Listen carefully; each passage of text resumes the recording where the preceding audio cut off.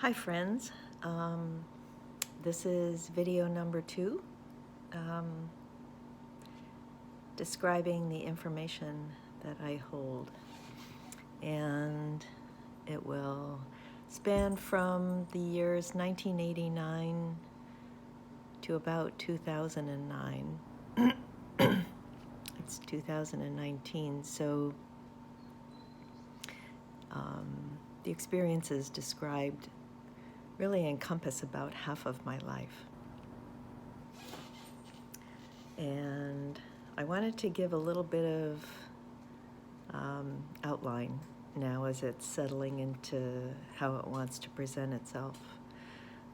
This video will actually describe the information that I've been holding. And then the following videos will describe the enormous amount of control that was involved in various isolatings of me, etc. So that's going to come later.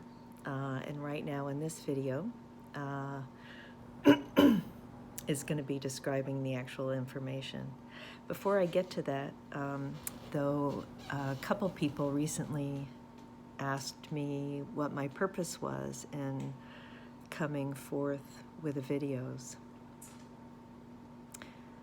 Coming forth with the information, at first I thought I was just going to write about it,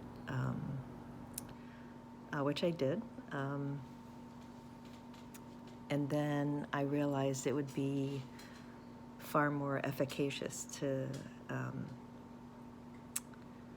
and authentic for people to actually see my eyes, for me to see theirs in a sense. So I decided on video.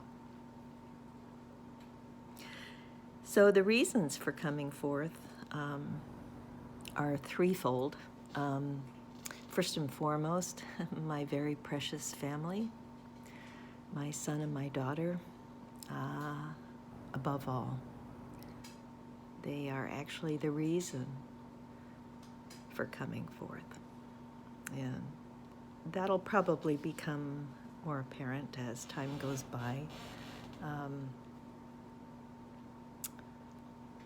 The details of which regarding my family I won't discuss on a public thread.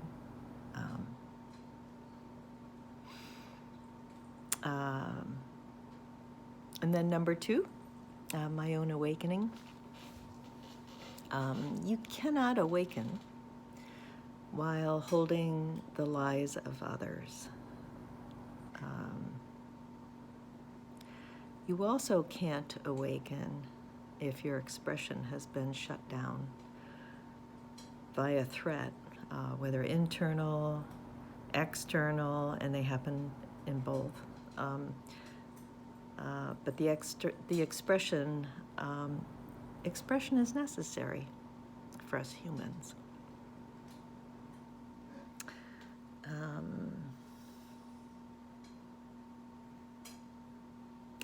You also cannot awaken if your auric field has been messed around with. In this case, shadow had been placed in my field purposefully for reasons of control.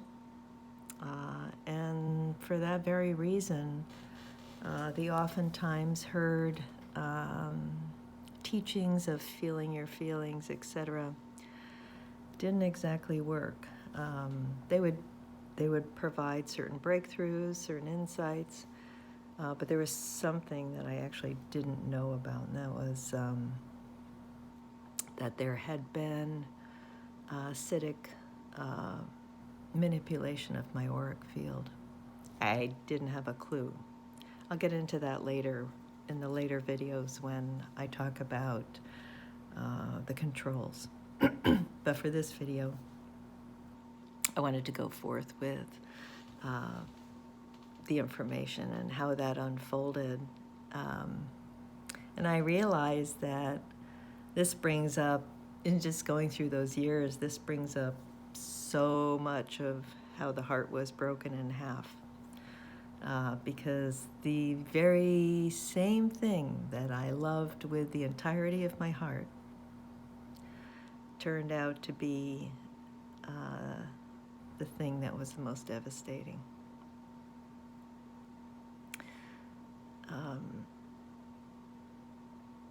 So just reviewing what went on briefly, and I'll try and present this in the most skeletal of ways because I could go off on tangents. It was a very rich time, very beautiful and rich in many ways.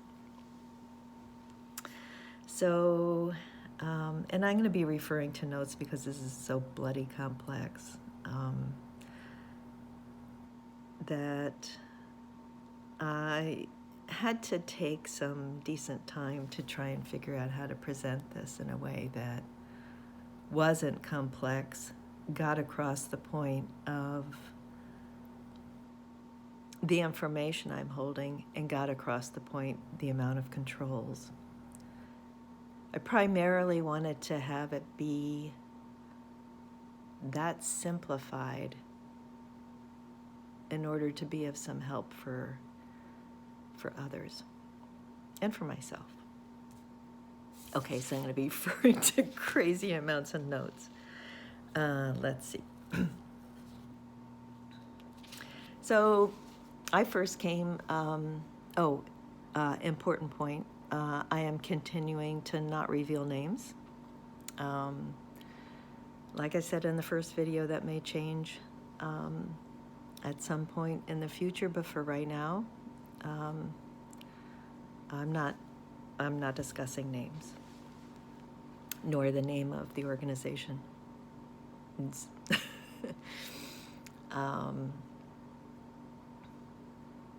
Most likely it will be readily apparent. So in 1989, a long time ago, I first heard this teacher. I had been following the search of my father for many years, kind of vicariously. He'd write about this, that, and the other thing that he was involved in, Est and Buddhism and so forth and so on. None of it made sense or even appealed to me. Either it was like crazy bonkers or it was too far removed in time and space to have relevance to what we all really know is so right here. So I didn't really pay any attention much with those letters until I got this letter in, it was either 88 or 89, describing these 3 teachers that he had run across in California. And I remember the exact place where I was standing when I read this letter. It was in the kitchen in Denver.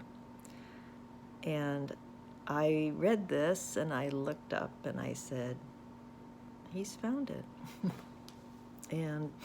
and I could really feel the weight of that. Not weight, but the authenticity of it, the realness of it.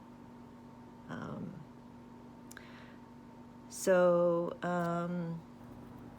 my family did a trip from Denver to California, and the only thing I really was interested in making sure that I did was to go and hear this person, which I did, and I didn't understand a word he was saying, but I walked out feeling that I had met a living form of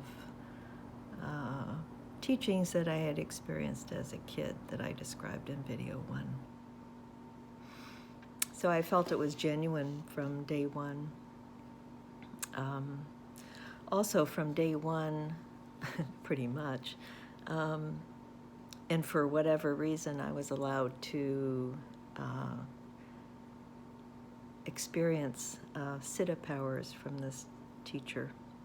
And in those days, it was always benevolent and so many times hysterical. I mean, I, just saying it. They were very humorous, half of them. Or else they would show up just in time when I was going through a hard time or whatever. The siddha powers didn't have any sway with time or space. Nothing affected their efficacy in terms of a point gotten across or help needed at the very moment that they arrived or whatever. So in that sense, there was never any real need to be in proximity. And indeed, the first 3 years of my practice with this teacher was in Denver. And never once did I feel any lack, any disadvantage from being there. However, this is a deeply devoted heart, and I up and sold the house in Denver and moved my entire family to California to be with this group. And I truly felt I had found my spiritual home. I often said wild horses couldn't tear me away. So that gives you a feeling of, brings tears to my eyes.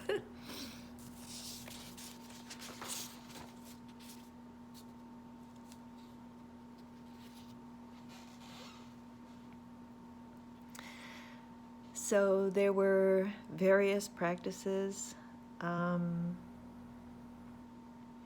various practices, actually my practice was exactly half devotion and half what would later become known to me as Dzogchen. So what resonated with me were not the expressed teachings. However, when I first got there, what was expressed was more of a pantheistic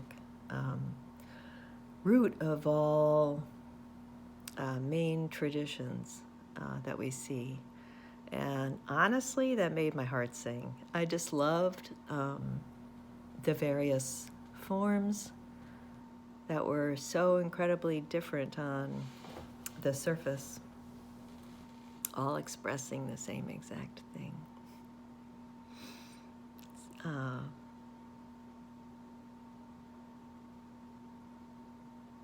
I loved that.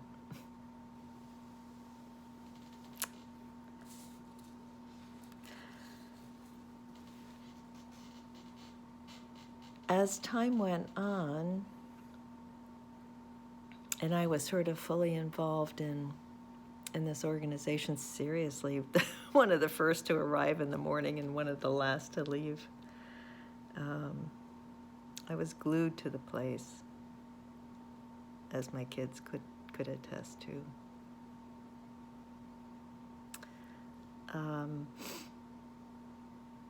There were some things that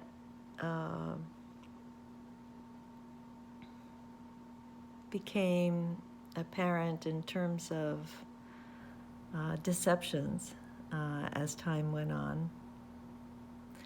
And my heart was so trusting of what I was involved in that somehow I felt these deceptions and lies, which I certainly didn't call them that at the time, I felt that they were most likely for our highest good.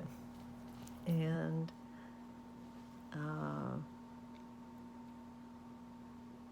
so I went along with them and actually gave a pass to so many of them.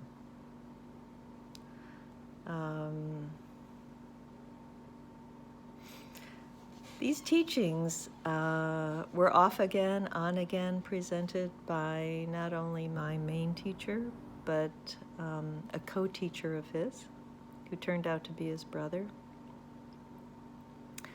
So my main teacher would teach the Advaita aspect, and the other teacher would teach the Chan aspect. And that's how I'll refer to them to distinguish who's who. The Advaita teacher and the Chan teacher.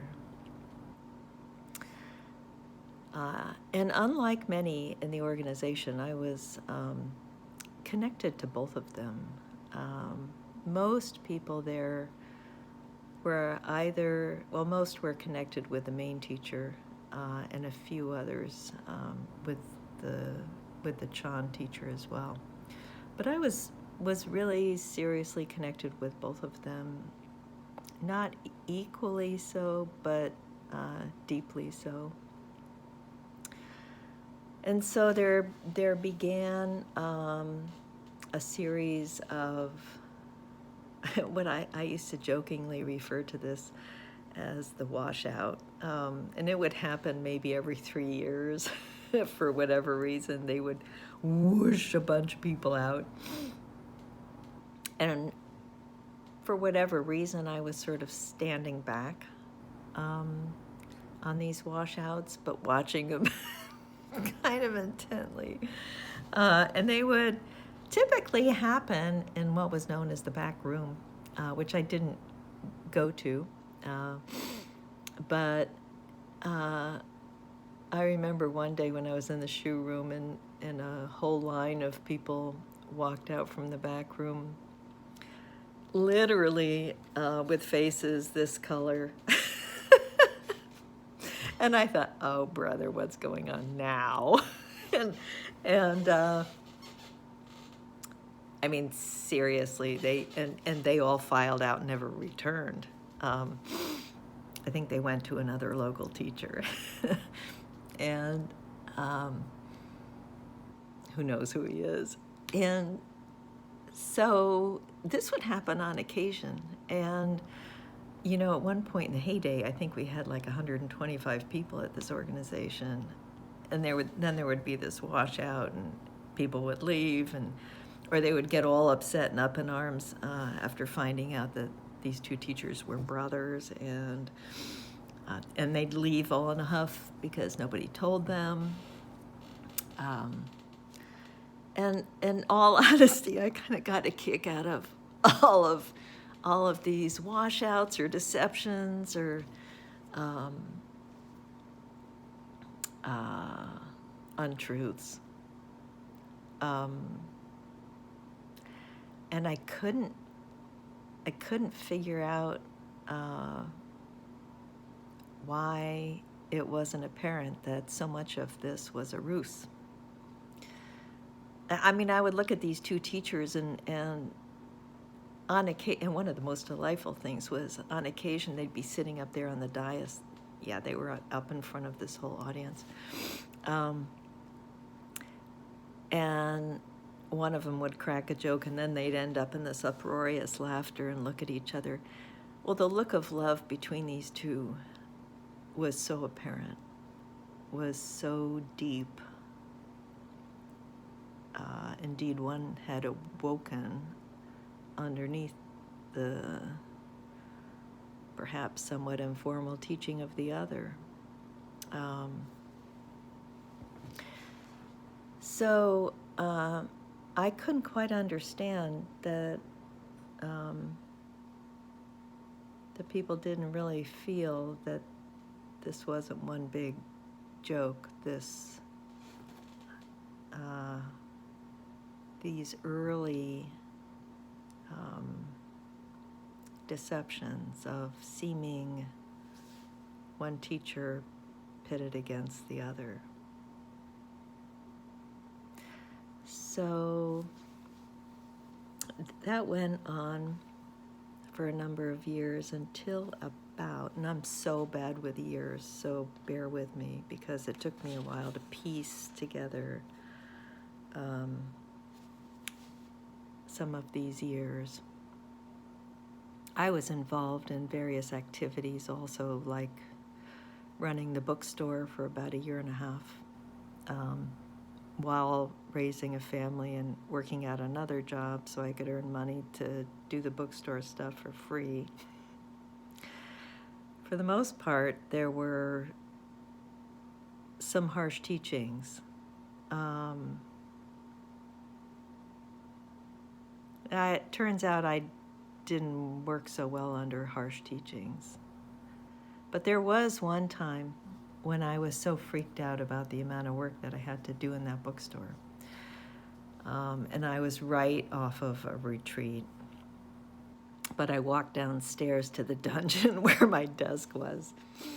And I sat down and looked at my list and this pile of papers that I was supposed to deal with. And I was so freaked out at the amount of work that I had to do that I just focused. And in that instant, I became omnipresent. I mean, I was the rock outside. I was everything. And a few minutes later, my teacher, the Advaita teacher, called up and he said, "That wasn't so hard, was it?" Really amazing, huh?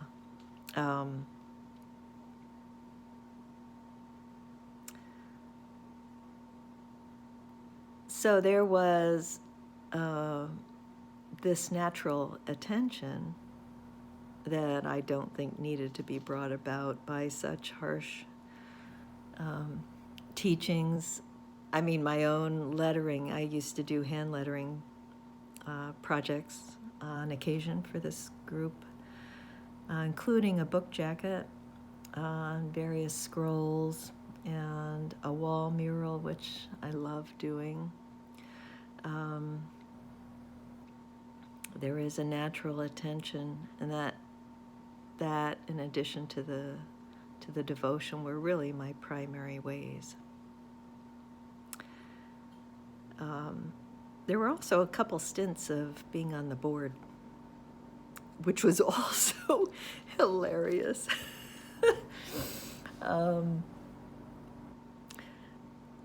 I won't get into that. I mean, I really could veer off on all sorts of stories, but back to the task at hand here.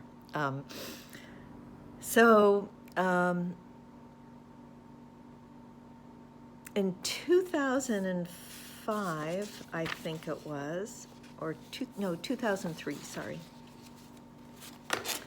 We were asked to align with whatever teaching we were most drawn to naturally, and not to align to a teacher. Well, that broke my heart because half of my path was devotion to the Advaita teacher, and the other half was really Dzogchen teachings at heart. So we were told to pick the teaching and then go with it. So I wrote my note to the Advaita teacher saying after all these years that I was going to leave, although I didn't feel like I was leaving for anywhere because I honestly and truly felt that these teachers were one and the same. So I go off to this Chan teaching, taught by the Chan teacher's wife, and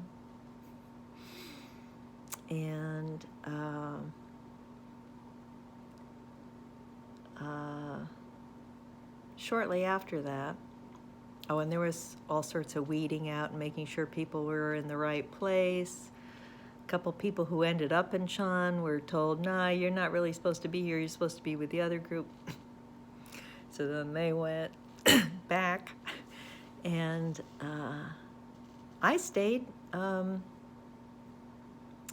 until we were beginning to be required to speak up against the Advaita teacher. which of course I couldn't do because of this devoted heart. There's no way I couldn't get the words out of my mouth to speak up against him. And why were they doing that? So I refused. And the Chan teacher kept trying to get me to do that for a number of months. And then I had to be asked to leave.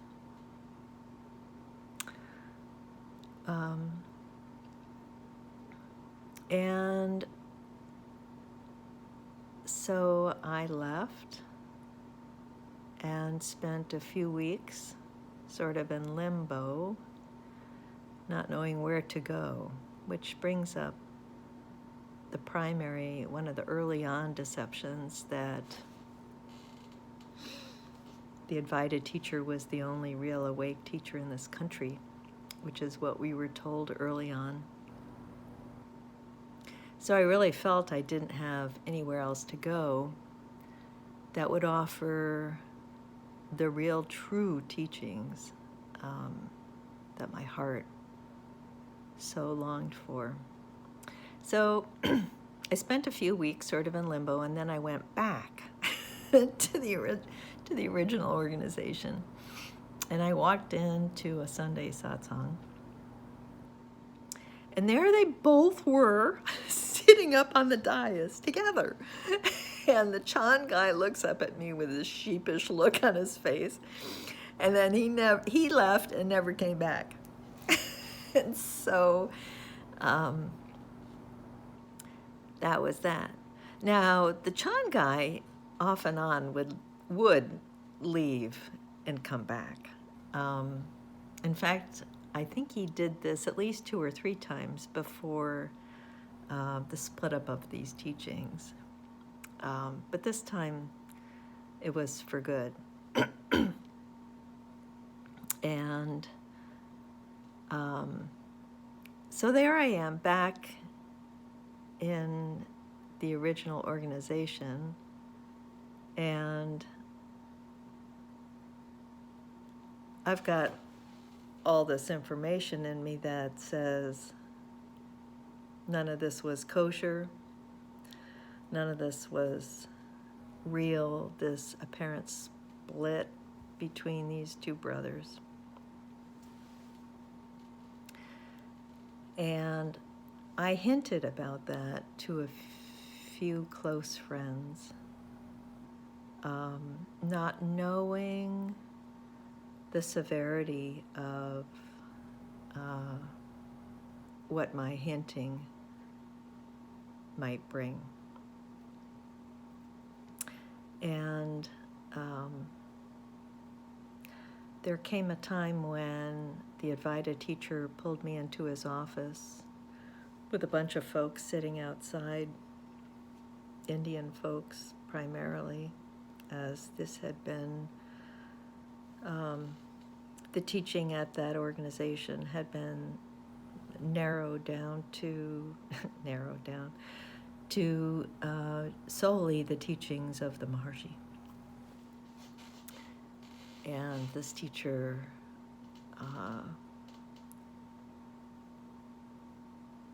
was wanting that to remain fundamental to those teachings and to bring in the Indian community. So most of those guys were huddled outside of the door, wondering what he was going to tell me. And the door was ajar, so they could hear. It was slightly open. And he told me that since I had left the teaching to go with the Chan and then came back, that I was no longer welcome at the retreats or the special evenings, but that I could come to satsang.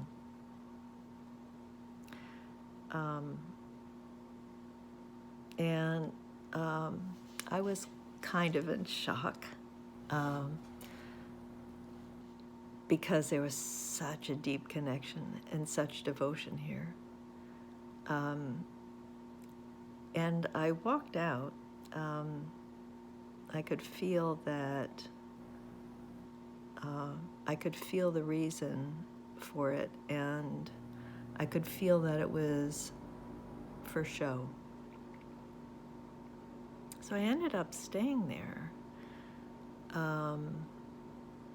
In tandem with him telling me this was a story circulated around about me. I'm going to take a wild guess that story was something akin to this idea that I didn't like Indians, or I didn't like Indian culture, or whatever, which is a crack up.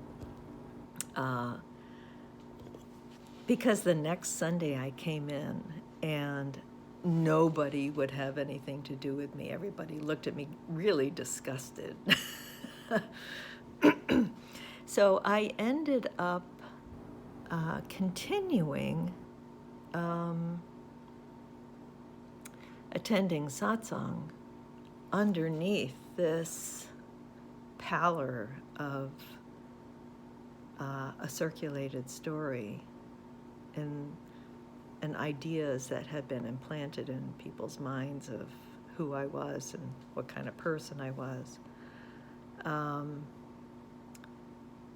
For the following couple of years, at least, 2 or 3 years maybe,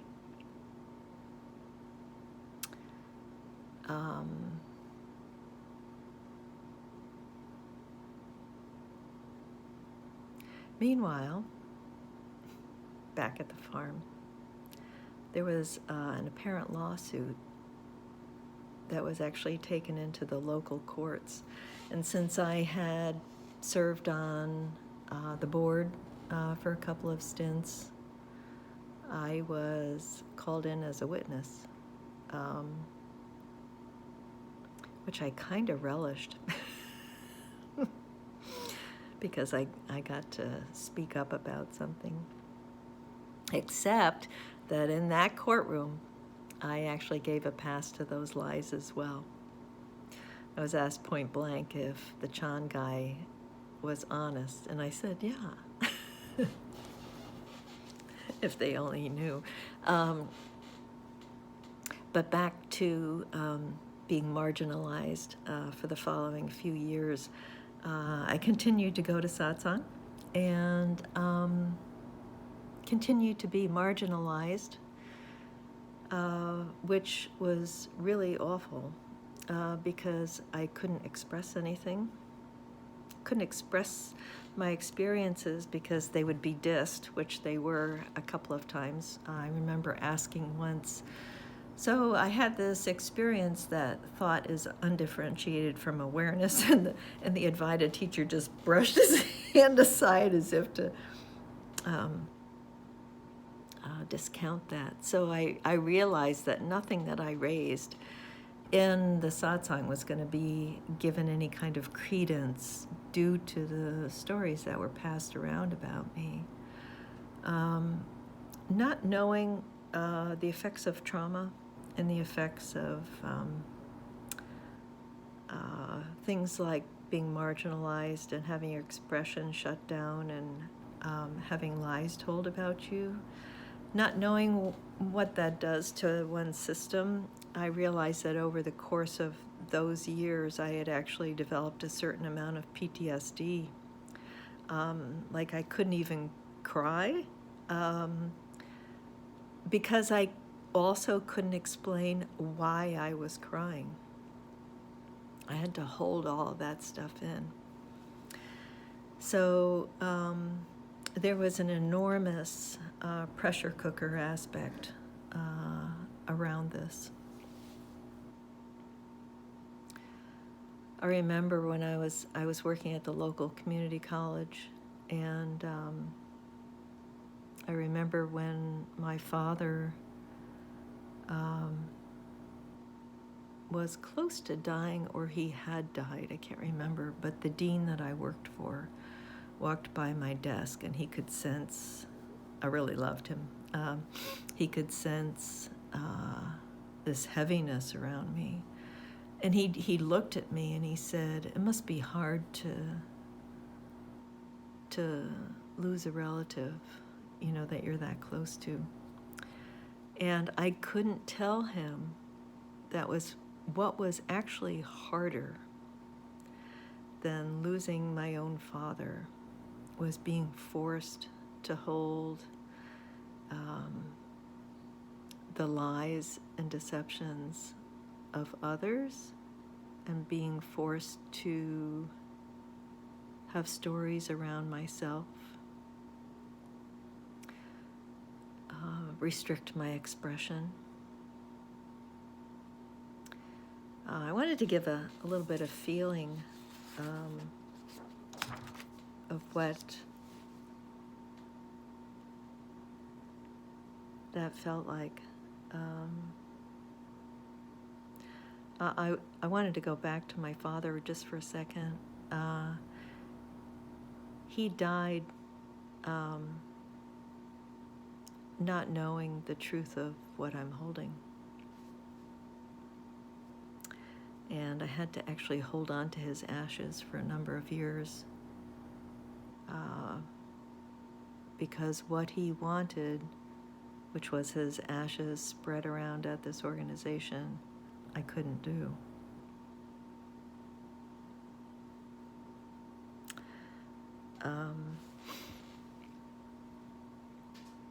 Before I get into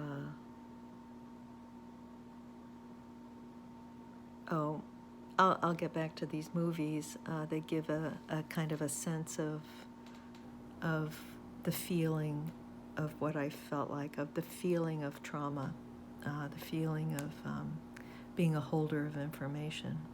There were 3 movies that came out pretty close to each other. The first one was The Diving Bell and the Butterfly.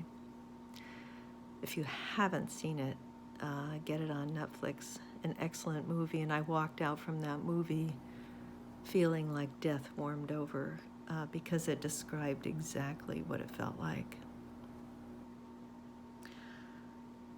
2 other movies, The Lives of Others, which is where a woman is forced under threat to hold information. It's a thriller basically about a soul assassination. And then the movie Undine, which was a profound film of a woman submerged underwater.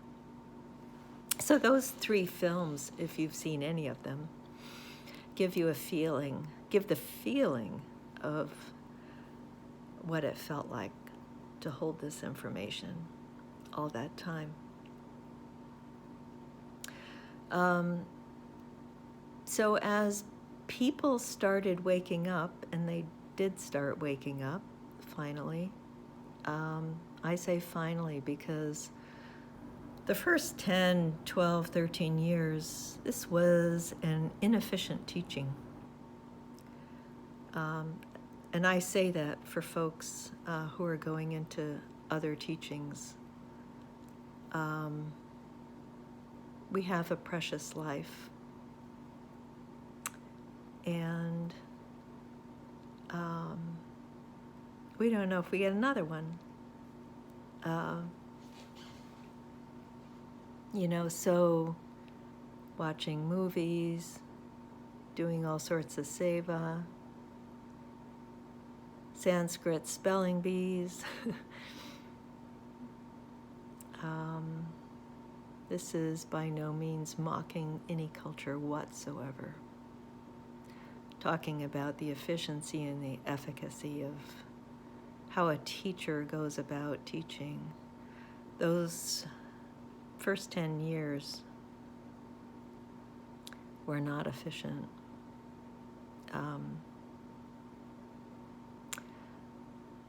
And so I have to say that after the teachings of Advaita and Chan supposedly split up, that probably made for much greater efficiency as people were allowed to delve into one area solely. So I have a lot of respect for certain aspects of that. As I also have respect for certain pressure cooker and insular situations, if they don't get abusive by way of lying. So there is a use to some of that. So people started waking up, and as they did wake up, they looked horrified at what I was holding. So I was really happy, not only for their own awakening, but because they could then see what had come down. Not only with what I was holding, but they could see the entire story of how the two teachers wove the story.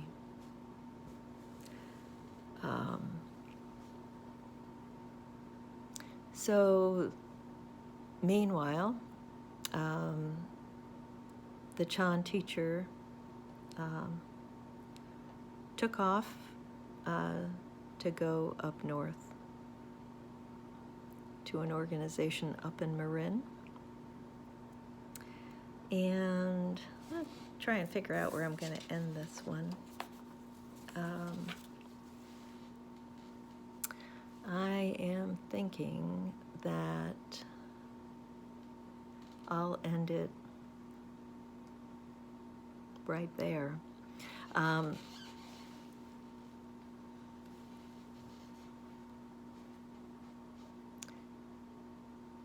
Because the information that I got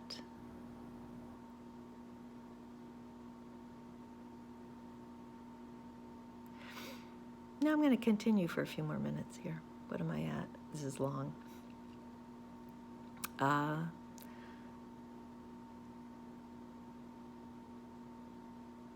Somehow, and I honestly can't remember how, but somehow I came across this organization up north where my Chan teacher went. And I ran across the teachings of this main teacher who was up there. And I watched some of the earlier videos, which were brilliant. And I was so taken with these videos that I literally transcribed them.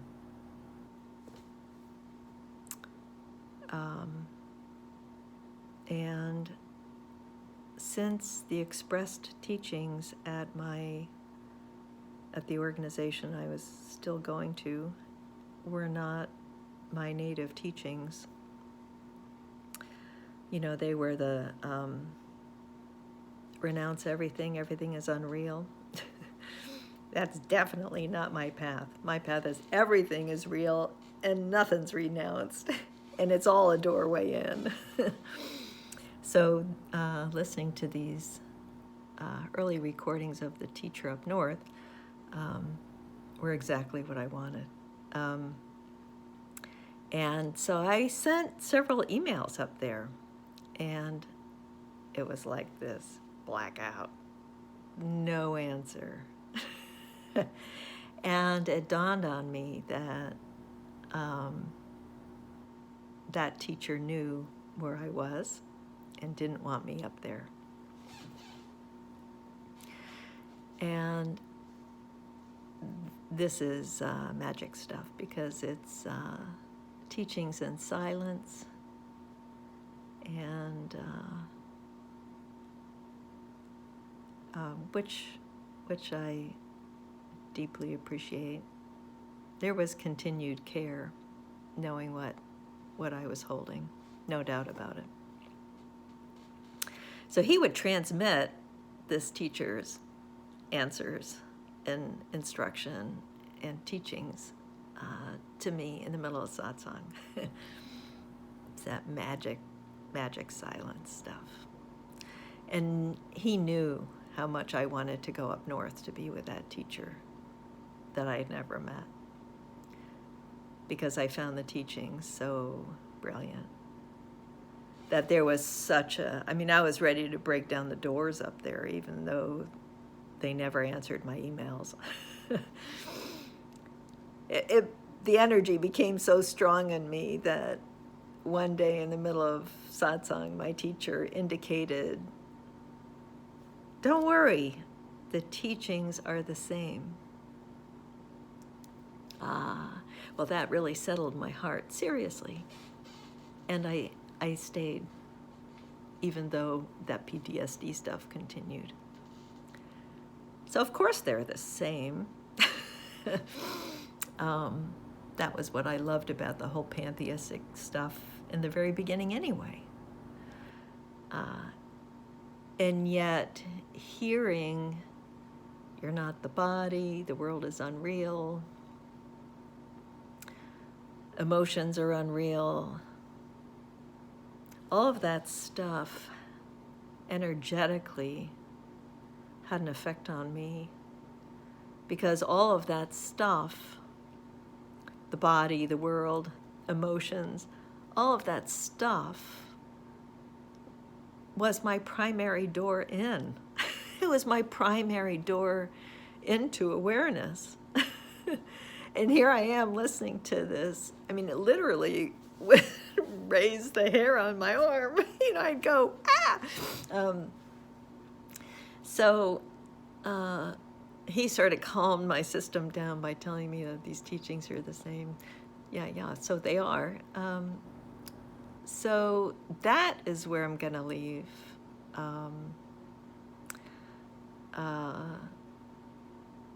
And indicate that while so beautiful in their own right, truly exquisite, I still don't know why there was such lying that had to happen, or even if it did have to happen.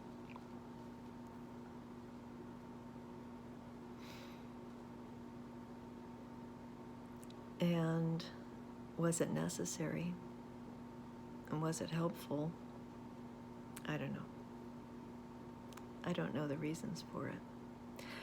What I do know is that once deception has begun, it takes an inordinate amount of upkeep, which is what I'm finding with friends on social media. The amount of upkeep regarding these original deceptions in these teachings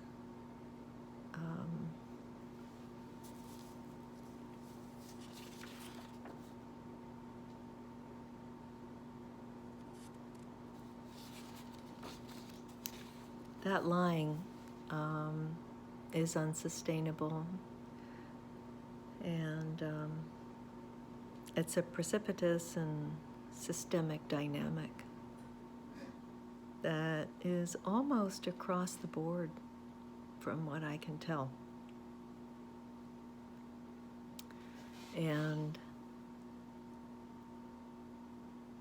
if one feels that by revealing those deceptions is going to somehow harm high-level teachings, then we got more work to do.